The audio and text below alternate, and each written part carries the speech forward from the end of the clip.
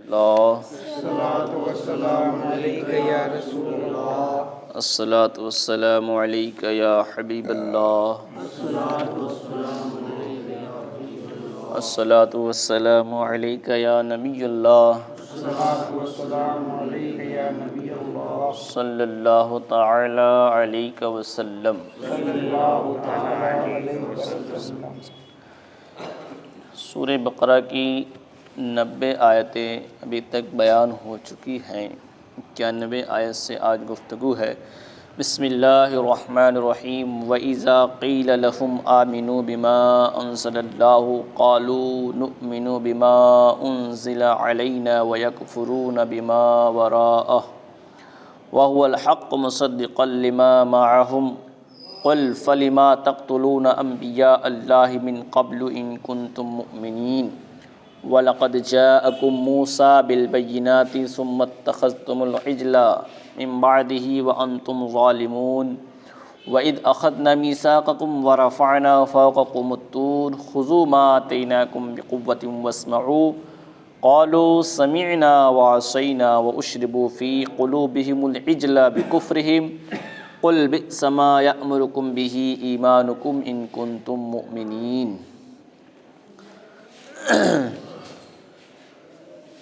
اور جب ان سے کہا جائے کہ اللہ کے اتارے پر ایمان لاؤ تو کہتے ہیں وہ جو ہم پر اترا اس پر ایمان لاتے ہیں اور باقی سے منکر ہوتے ہیں، حالانکہ وہ حق ہے ان کے پاس والے کی تصدیق فرماتا ہوا۔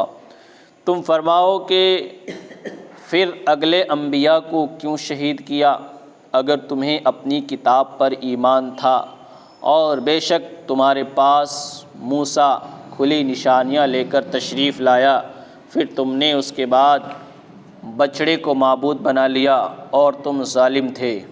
اور یاد کرو جب ہم نے تم سے پیمان لیا اور کوہ طور کو تمہارے سروں پر بلند کیا، لو جب ہم تمہیں دیتے ہیں زور سے اور سنو، بولے ہم نے سنا اور نہ مانا، اور ان کے دلوں میں بچھڑا رچ رہا تھا ان کے کفر کے سبب۔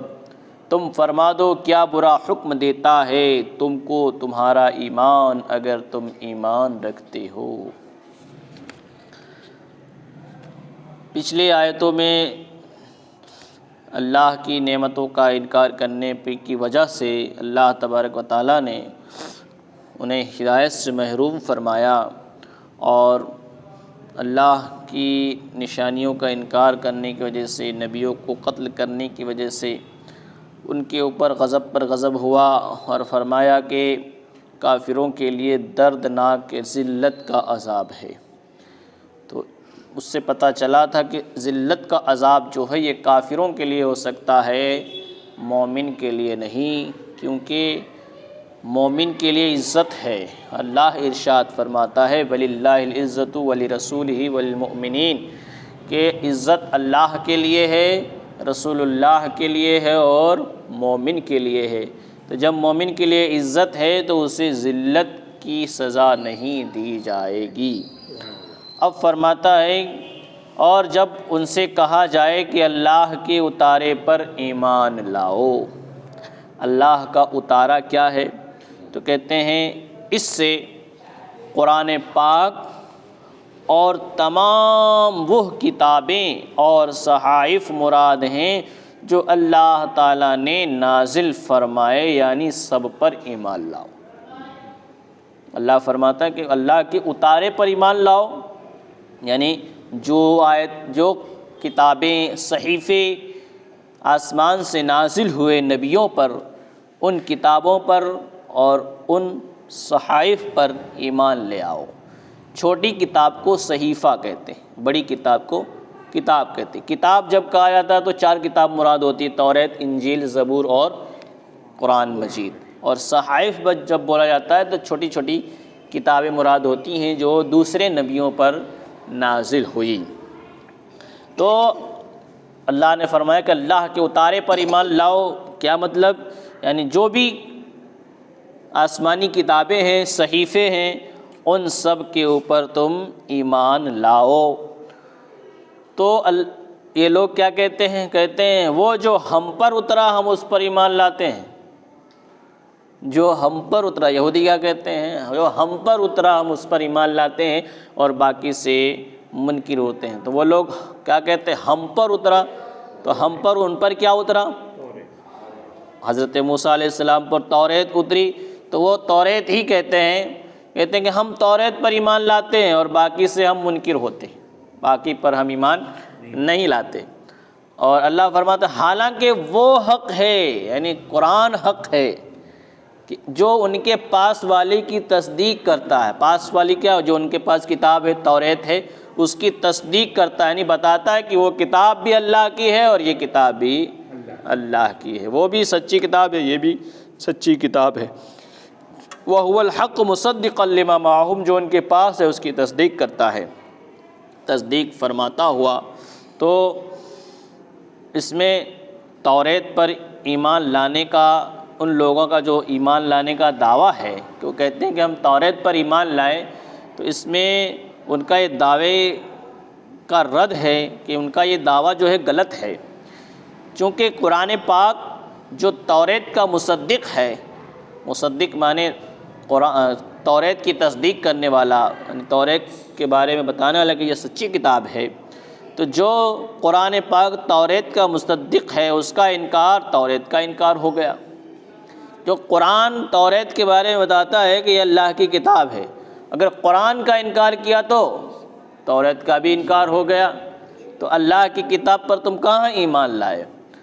تو اللہ فرماتا ہے اگر تم ایسا کہتے ہو کہ چلو ہم توریت کے اوپر ایمان لائے، ہم توریت کو مانتے ہیں، تو اللہ فرماتا ہے قُلْ فَلِمَا تَقْتُلُونَ أَنْبِيَاءَ اللَّهِ مِنْ قَبْلُ إِن كُنْتُم مُؤْمِنِينَ، جب تم کہتے ہو کہ ہم توریت پر ایمان لائے تو پھر اے محبوب تم فرما دو کہ پھر اگلے انبیاء کو کیوں شہید کیا، پچھلے نبیوں کو کیوں شہید کیا اگر تمہیں اپنی کتاب پر ایمان ہے، ایمان تھا تمہاری کتاب پر، تو توریت میں ایسا تھوڑی نہ فرمایا گیا تھا کہ نبیوں کو قتل کر ڈالنا ہے، اس میں تو یہ عہد لیا گیا تھا کہ سارے نبیوں کو ہر زمانے میں حق ماننا ہے، اور تم نے وہ نہیں مانا تو تم کیسے مومن ہوئے؟ مومن نہیں ہوئے۔ اگر تم کہتے ہو کہ ہم اپنی کتاب پر ایمان رکھتے ہیں باقی کے منکر ہوتے ہیں، تو تم بتاؤ کہ اگلے نبیوں کو کیوں قتل کیا تم لوگوں نے اگر تمہارا ایمان تھا۔ اور اللہ فرماتا ہے وَلَقَدْ جَاءَكُم مُوسَىٰ بِالْبَيِّنَاتِ، اور بے شک تمہارے پاس حضرت موسیٰ کھلی نشانیاں لے کر تشریف لائے، پھر تم نے اس کے بعد بچڑے کو معبود بنا لیا، خدا بنا لیا۔ حضرت موسیٰ توریت لینے کے لیے گئے طور پر، اور تم نے یہاں پر 40 دن کے اندر بچڑے کو معبود بنا لیا، بچڑے کو خدا بنا لیا۔ تو اللہ ارشاد فرماتا ہے کہ جب ہم نے انہیں کھلی نشانیاں دی تھی تو پھر تم نے اس کے بعد، یعنی اس کے بعد تم نے جو ہے حضرت موسیٰ علیہ السلام کے طور پر تشریف لے جانے کے بعد، حضرت موسیٰ علیہ السلام طور پر تشریف لے گئے تو اس کے بعد تم نے کیا کیا؟ بچڑے کو معبود بنا لیا۔ وَأَنْتُمْ ظَالِمُونَ، اور تم ظالم تھے۔ یہودی کیا تھے؟ تم ظالم تھے۔ حضرت موسیٰ علیہ السلام اپنا خلیفہ بنا کر حضرت ہارون علیہ السلام کو گئے، لیکن تم نے ان کی بات نہ مانی اور بچڑے کی محبت تمہارے دل میں بس گئی اور تم اس کی عبادت کرنے لگ گئے، حضرت موسیٰ کا انتظار نہیں کیا۔ تو اللہ فرماتا ہے کہ اس کے بعد تم نے جو ہے، جب ہم نے حضرت موسیٰ کو کھلی نشانیاں دی تھی اور پھر جب وہ طور پر چلے گئے تو تم نے بچڑے کو معبود بنا لیا، تو تم ظالم تھے، تم ظالم تھے۔ تو اس میں بھی تکذیب ہے، اس میں بھی ان لوگوں کو جھٹلایا جا رہا ہے کہ تم جو بات کہتے ہو اس میں تم سچے نہیں ہو۔ تم کہتے ہو اپنی کتاب پر ایمان رکھتے، لیکن دیکھا جاتا ہے کہ تمہاری کتاب پر ایمان ہی نہیں ہے، تو تم کیا ہو؟ ظالم ہو۔ تو اس میں بھی ان کی تکذیب ہے کہ شریعت موسوی کے ماننے کا دعویٰ جھوٹا ہے تمہارا۔ تم کہتے ہو کہ ہم شریعت موسیٰ علیہ السلام کو مانتے، تو یہ تمہارا دعویٰ جو ہے بالکل جھوٹا ہے۔ اگر تم حضرت موسیٰ علیہ السلام کی شریعت کو مانتے تو حضرت موسیٰ علیہ السلام کے عصا اور ید بیضا وغیرہ کھلی نشانیوں کے دیکھنے کے بعد گوشالہ پرستی نہ کرتے۔ اگر تم حضرت موسیٰ علیہ السلام کو مانتے اور ان کو جو ہم نے کھلی نشانیاں دی تھی، ید بیضا دیا تھا، عصا دیا تھا، حضرت موسیٰ عصا کو پھینک دیتے تھے تو بڑا سانپ بن جاتا تھا اور وہ سارے جادوگروں کے سانپوں کو نگل جاتا تھا، اسی سانپ کو جب آپ ہاتھ لگا دیتے تو پھر سے وہ لاٹھی بن جاتا تھا۔ اور آپ کو ید بیضا عطا فرمایا اللہ تبارک و تعالیٰ نے کہ آپ جب اپنے بغل میں ہاتھ ڈالتے تھے تو آپ کا ہاتھ جو بالکل لائٹ کی طرح چمکنے لگتا تھا۔ یہ معجزہ اللہ تبارک و تعالیٰ نے حضرت موسیٰ کو عطا فرمایا تھا۔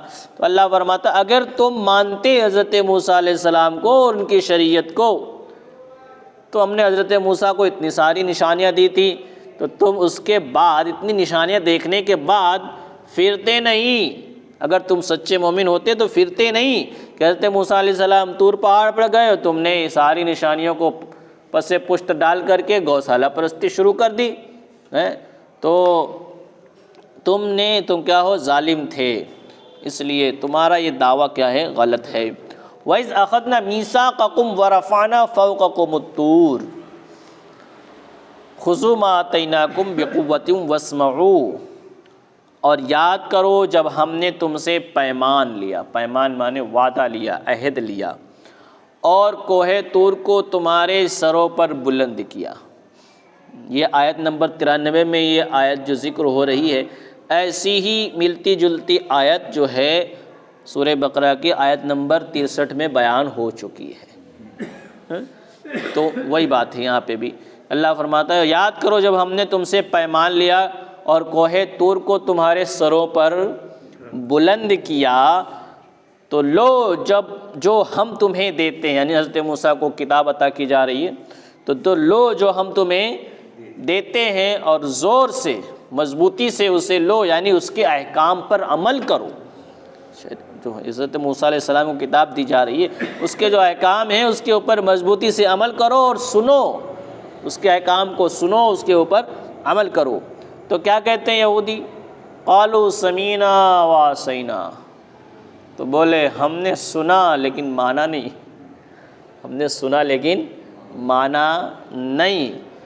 اور اللہ فرماتا ہے جب یہ لوگ ایسی باتیں کیوں کہہ رہے ہیں، وَأُشْرِبُوا فِي قُلُوبِهِمُ الْإِجْلَ بِكُفْرِهِمْ، ان کے دلوں میں بچھڑا رچ رہا تھا ان کے کفر کے سبب، جو کافر ہو گئے تھے انکار کر کے، اس انکار کی وجہ سے بچڑے کی محبت ان کے دل میں گھس گئی تھی اور رچ گئی تھی، اس لیے وہ ایسا کہہ رہے تھے۔ تو اے محبوب تم فرما دو، قُلْ بِئْسَ مَا يَأْمُرُكُمْ بِهِ ایمانکم ان کنتم مؤمنین، تم فرما دو کیا برا حکم دیتا ہے تم کو تمہارا ایمان اگر ایمان رکھتے ہو۔ اگر تم ایمان رکھتے ہو تو تم کو تمہارا ایمان کیسا برا حکم دیتا ہے کہ تم بچڑے کی پوجا کرنے لگتے ہو اور خود کہتے ہو کہ ہم مومن ہیں۔